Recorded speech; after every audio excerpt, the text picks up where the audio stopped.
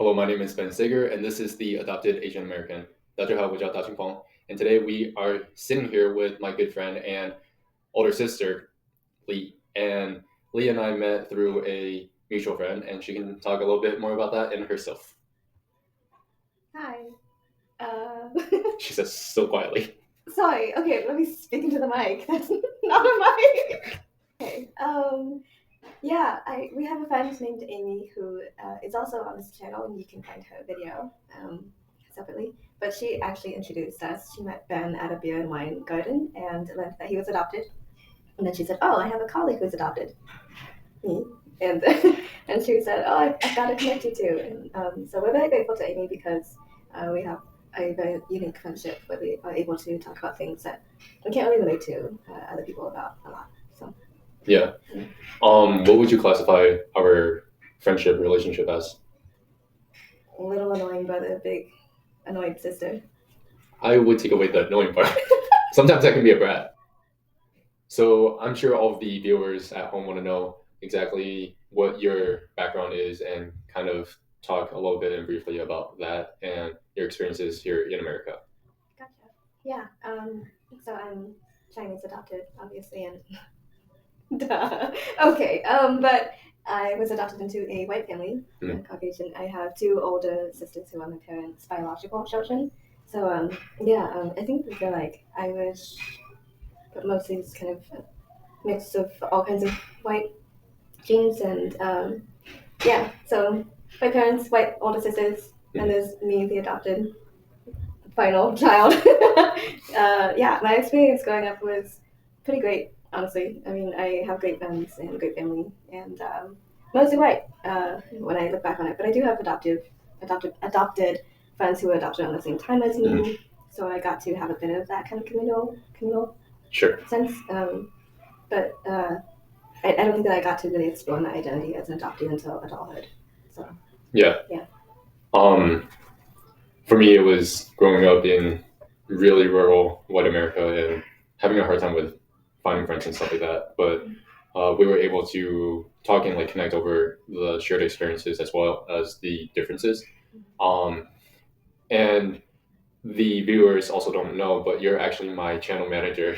And so Lee helps out with different ideas. She told me that my videos are too long and things like that. So I'm trying to make them shorter. But too long. People are probably bored. Wow. Sorry. The whole thing total is 4 minutes long so far. I don't have that kind of attention span. That's you, dude. But like the majority of people don't. We live in the TikTok age. Brain rot is real, kids.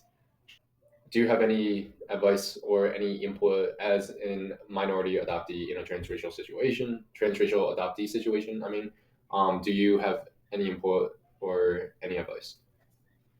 I think the first thing on my mind would be definitely appreciate your family, appreciate your community around you, but also try to learn as much as you can about where you came from, because that's no matter what age you are. If you're younger or if you're young adult into your adulthood, any age is fine, but just definitely give yourself that because you owe it to yourself in a way, I think. And I think it's beneficial to everyone to know where they came from, the culture that they were born into.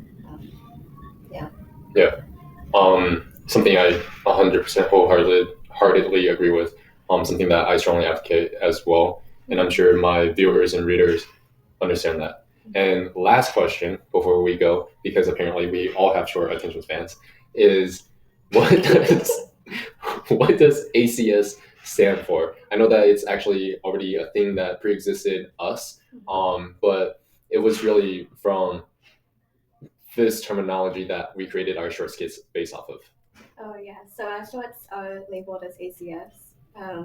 Stands for Adopted Child Syndrome.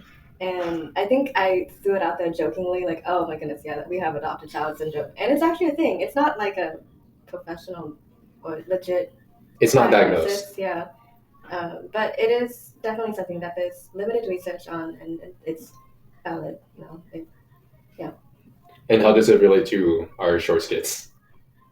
Oh, I mean, we're just making jokes and making light of the very serious. I would say that There's definitely trauma.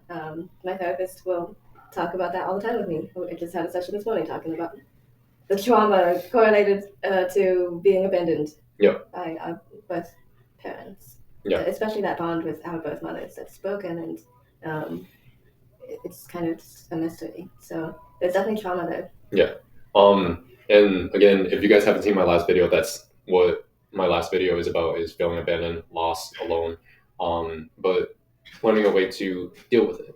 Anyways, that is all the time we have for today. I'll catch you in the next one. And Smartwater, if you're looking, sponsor us. It's free publicity.